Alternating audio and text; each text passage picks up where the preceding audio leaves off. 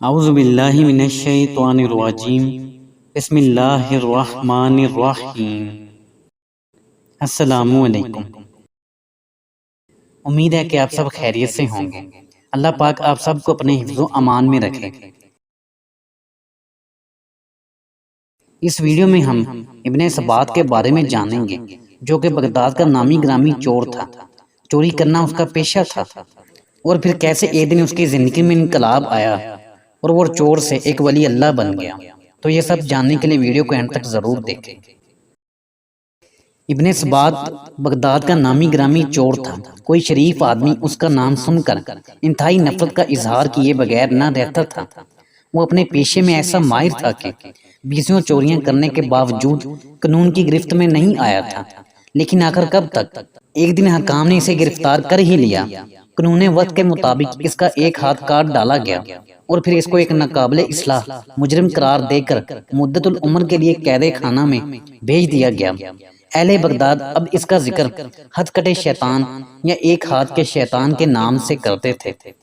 10 برس کی طویل زندگی قید خانہ میں بسر کر کے ایک دن ابن ثبات کسی طرح بھاگ نکلا اور قید خانے سے باہر آتے ہی اپنے قدیم پیشے کو ازیں سر نو شروع کرنے کا ارادہ کر لیا۔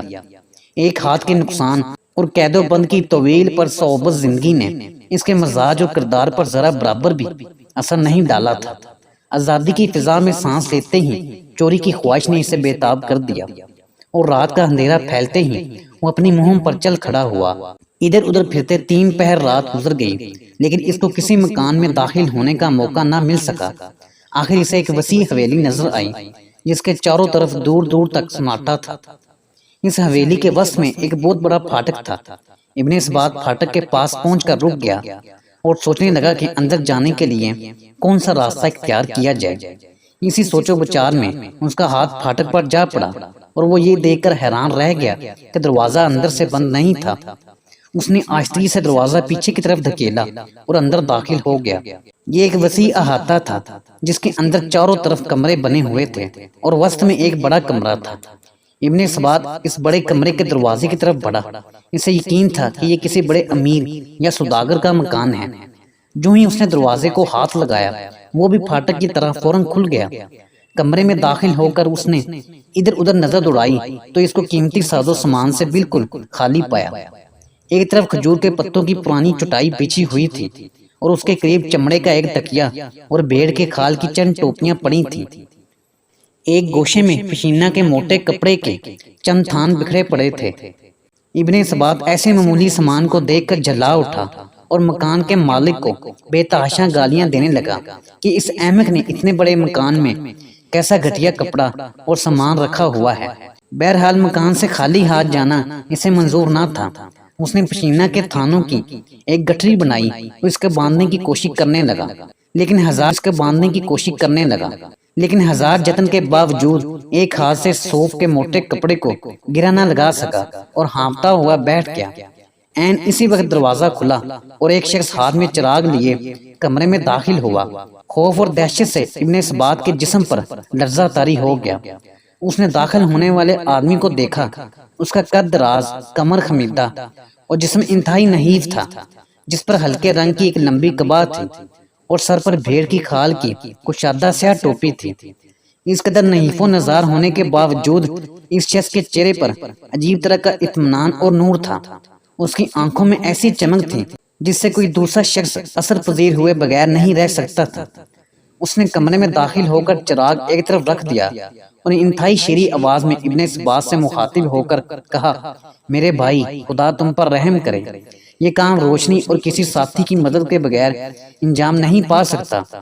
دیکھو یہ چراغ روشن ہے اور تمہاری مدد کے لیے میں حاضر ہوں۔ اب ہم دونوں یہ کام اطمینان کے ساتھ کر لیں گے۔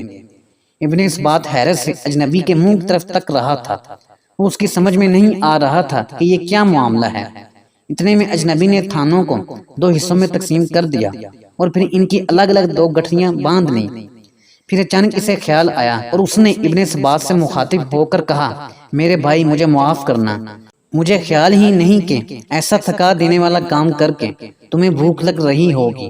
میں ابھی تمہارے لیے گرم گرم دودھ لاتا ہوں، اسے پی کر تم تازہ دم ہو جاؤ گے۔ یہ کہہ کر اجنبی کمرے سے باہر نکل گیا اور ابن سبات عالم تحیر میں کھو گیا۔ یکا اسے کوئی خیال آیا اور اس نے ماتھے پر ہاتھ مار کر کہا، میں بھی کیسا احمق ہوں، اتنا بھی نہ سمجھ سکا کہ یہ کوئی میرا ہی ہم پیشہ ہے۔ اتفاق سے آج ہم دونوں اس مکان میں جمع ہو گئے ہیں۔ یہ گھر کا بیدی معلوم ہوتا ہے۔ اسے معلوم تھا کہ آج یہ مکان رہنے والوں سے خالی ہے، اس لیے وہ روشنی کا سامان لے کر آیا۔ جب اس نے دیکھا کہ میں پہلے سے ہی پہنچا ہوا ہوں تو سامان میں اس آدھے کا حقدار بننے کے لیے میرا ساتھ دینے پر آمادہ ہو گیا۔ وہ یہی سوچ رہا تھا کہ اجنبی ہاتھ میں دودھ کا پیالہ لیے پھر کمرے میں داخل ہوا اور یہ کہہ کر پیالہ ابن سبات کے ہاتھ میں پکڑا دیا کہ اسے پی لو، یہ تمہاری بھوک اور تھکان کو دور کر دے گا۔ ابن سبات کو فی الواقع سخت بھوک لگ رہی تھی۔ اس نے آنن فانن دودھ کا پیالہ خالی کر دیا اور پھر کڑک کر اجنبی سے کہا، دیکھو میں تم سے پہلے پہنچ گیا تھا، اس لیے ہمارے پیشے کے اصول کے مطابق تمہارا اس مال پر مطلق کوئی حق نہیں، تاہم تم نے مال سمیٹنے میں جس مستعدی کا ثبوت دیا ہے اس کے پیش نظر میں تمہیں تھوڑا بہت مال دے دوں گا، چلو اب گٹھریاں اٹھائیں اور چلیں۔ ابن سبات کے جواب میں اجنبی مسکرایا، شفقت امیز لہجے میں کہا کہ میرے بھائی تم میرے حصے کا خیال کر کے کیوں اپنا دل میلا کرتے ہو؟ میں تم سے کسی چیز کا مطالبہ نہیں کروں گا، تمہارا ایک ہاتھ ہے، یہ چھوٹی گٹھری تم اٹھا لو اور بڑی گٹھری میں اٹھا لیتا ہوں، جہاں تم کہہ دو میں پہنچا دوں گا۔ ابن سبات نے کہا، بس ٹھیک ہے، تمہیں مجھ سے بہتر سردار سارے ملک میں نہیں مل سکتا، میں یہ چھوٹی گٹھری اٹھا لیتا ہوں اور تم بڑی گٹھری اٹھا کر میرے آگے آگے چلو۔ نحیف الجثہ شخص نے پورا زور لگا کر بڑی گٹھری کمر پر لادی، اس کی خمیدہ کمر اس کے بوجھ سے اور بھی خمیدہ ہو گئی اور وہ آہستہ آہستہ قدم اٹھاتا ابن سبات کے آگے آگے چل پڑا۔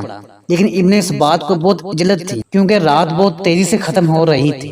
وہ بار بار اجنبی کو ٹوک دیتا کہ تیز چلو۔ اجنبی کئی بار ٹھوکر کھا کر گرا لیکن پھر سے اٹھ کھڑا ہوا اور ہانپتا کانپتا پھر تیز تیز قدم اٹھانے لگا۔ ایک جگہ پر چڑھائی تھی، اجنبی کو بھاری بوجھ کی وجہ سے سخت مشکل پیش آئی اور وہ ایک جگہ بے اختیار گر پڑا۔ ابن سبات نے اس پر گالیوں کی بوچھاڑ کر دی اور پھر اس کی کمر پر زور سے ایک ٹانگ رسید کی۔ اجنبی جوں توں کر کے اٹھ کھڑا ہوا اور ابن سبات سے مازق کرنے لگا۔ ابن سبات نے گٹھری پھر اس کی پیٹھ پر رکھ دی اور دونوں چلتے چلتے شہر سے دور ایک پرانے کھنڈر میں جا پہنچے۔ یہاں ابن سبات کی پناہ گاہ تھی۔ وہ اپنی گٹھری باہر رکھ کر کھنڈر کی دیوار سے اندر کود گیا اور اجنبی نے دونوں گٹھریاں باہر سے اندر پھینک دی۔ اس وقت چاند کی روشنی میں ابن سبات نے اطمینان سے اجنبی کے چہرے پر نظر ڈالی جو اس کے سامنے کھڑا ہانپ رہا تھا۔ اس نے محسوس کیا کہ اجنبی کے چہرے سے نور کی شعائیں پھوٹ پھوٹ کر نکل رہی ہیں۔ یکا یک وہ ملکوتی تبسم کے ساتھ یوں گویا ہوا، میرے بھائی یہ مال تمہیں مبارک ہو، اس مکان کا مالک میں ہی ہوں اور یہ مال تجھے خوشی سے بخشتا ہوں۔ افسوس کہ میں تمہاری خاطر خواہ خدمت نہیں کر سکا، بلکہ راستے میں اپنی کمزوری اور سستی کی وجہ سے تمہارے لیے پریشانی کا باعث بنا، خدا کے لیے مجھے معاف کر دو۔ اچھا میں تم سے رخصت چاہتا ہوں، خدا حافظ۔ اجنبی یہ کہہ کر تیزی سے شہر کی طرف روانہ ہو گیا، لیکن اس کے الفاظ خنجر بن کر ابن سبات کے سینے میں پیوست ہو گئے۔ سیاہ کاری کے اس پتلے کے دل و دماغ کو اجنبی کے محیر العقول حسن سلوک نے جھنجھوڑ کر رکھ دیا۔ وہ سوچ رہا تھا کہ دنیا میں ایسے انسان بھی ہوتے ہیں، میں نے اسے کیا سمجھا اور اس کے ساتھ کیا سلوک کیا اور اس نے میرے ساتھ کیا سلوک کیا۔ یہ سوچتے سوچتے اس کا دماغ معاف ہو گیا، زمین کی خلش نے اسے بے چین کر دیا اور صبح نمودار ہوتے ہی وہ اجنبی کی تلاش کے لیے نکل کھڑا ہوا۔ اب اس کے دل میں کسی قسم کا خوف نہیں تھا، بس یہی آرزو تھی کہ اس اجنبی کے قدموں پر سر رکھ دے۔ رات والا مکان ڈھونڈنے میں اسے کوئی دقت نہیں ہوئی۔ اس کے باہر کھڑے ہو کر ایک شخص سے پوچھا، یہ کس تاجر کا مکان ہے؟ اس شخص نے حیرت سے اس کی طرف دیکھا اور کہا، میاں تم مسافر معلوم ہوتے ہو، یہاں کسی تاجر کا کیا کام؟ یہ تو شیخ جنید بغدادی رحمت اللہ علیہ کی قیام گاہ ہے۔ ابن سبات نے یہ نام سن رکھا تھا لیکن شیخ کی صورت سے آشنا نہ تھا۔ پھاٹک سے اندر داخل ہوا اور دیکھا کہ سامنے والے بڑے کمرے کا دروازہ کھلا ہے اور چٹائی پر تکیہ سے سہارا لگائے وہی رات والا اجنبی بیٹھا ہے اور اس کے سامنے 30-40 آدمی مودبانہ انداز میں بیٹھے ہیں۔ ابن سبات ٹھٹک کر وہیں کھڑا ہو گیا۔ اتنے میں مسجد سے اذان کی آواز آئی، لوگ اٹھ کر کھڑے ہوئے۔ جب وہ سب چلے گئے تو شیخ بھی اٹھے۔ جو ہی انہوں نے دروازے کے باہر قدم رکھا، ابن ثبات روتا ہوا ان کے قدموں پر گر گیا۔ انفعال کے آنسوؤں نے اس کے دل کی ساری سیاہی دھو ڈالی تھی۔ شیخ نے نہایت محبت اور شفقت سے اس کو زمین سے اٹھایا اور گلے لگا لیا۔ ابن ثبات کی دل کی دنیا اب بدل چکی تھی۔ دوسروں نے جو راہ برسوں میں نہیں دیکھی تھی، ابن ثبات نے دو چند لمحوں میں طے کر لی۔ وہ شیخ کی حلقہ ارادت میں داخل ہو گیا اور ان کے فیض صحت سے ہتھکڑے شیطان کی بجائے شیخ احمد ابن ثبات رحمت اللہ علیہ بن گیا اور اہل اللہ میں شمار ہوا۔ جس شخص کو 40 سال تک دنیا کی ہولناک سزائیں نہ بدل سکیں، اس کو ایک مرد خدا کے حسن اخلاق اور قربانی نے چند ساتوں میں خزانے خدا کی صف میں شامل کر دیا۔ اندازہ کیجئے کہ اچھے اخلاق اپنے اندر کس قدر طاقت رکھتے ہیں۔ جسے تلوار کی طاقت مسخر نہ کر سکے، اسے اچھے اخلاق مسخر کر ڈالتے ہیں۔ چنانچہ اس واقعے سے ہمیں یہ سبق ملا کہ ہر حال میں اپنے اخلاق اچھے رکھیں، بے شک اسی میں ہماری فلاح ہے۔ دعا ہے کہ اللہ تعالی ہم سب کو عمل کرنے کی توفیق عطا فرمائے، آمین یا رب العالمین۔ ہماری آج کی ویڈیو یہیں تک تھی۔ امید ہے کہ آپ کو ہماری یہ ویڈیو پسند آئی ہوگی۔ ویڈیو کو لائک بھی کریں اور ہمارے چینل کو سبسکرائب بھی کر دیں اور گھنٹی کے بٹن کو پریس کر دیں تاکہ اس طرح کی مزید اچھی ویڈیو آپ تک بر وقت پہنچ سکیں۔ شکریہ، اللہ حافظ۔